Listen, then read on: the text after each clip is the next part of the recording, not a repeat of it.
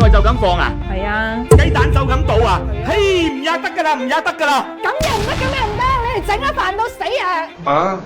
紫菜咧唔使洗，同埋個鑊咧唔使落油嘅，我哋烘下佢，烘到佢綠綠地色。紫菜唔係煮熟噶，係烘熟噶。蝦皮咧都係慢慢烘佢，烘到佢出香味，咁樣煮出嚟嘅紫菜蛋花湯，佢就鮮啦，有幾香喎依家。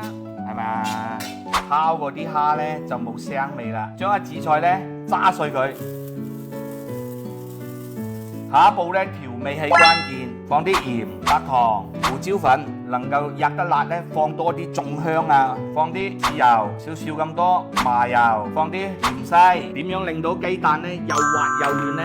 有關鍵噶。嗱，打兩隻雞蛋，嗱打開佢，加翻大概10克到嘅澱粉水，呢個係關鍵啦。鑊入邊嘅水咧要大滾，跟住就熄火，等到佢風平浪靜啦，咁樣先可以落蛋。慢慢向中間滲，慢慢咁樣落，咁樣啲蛋呢就唔會老啦。咁樣做嘅紫菜蛋花湯就香啦。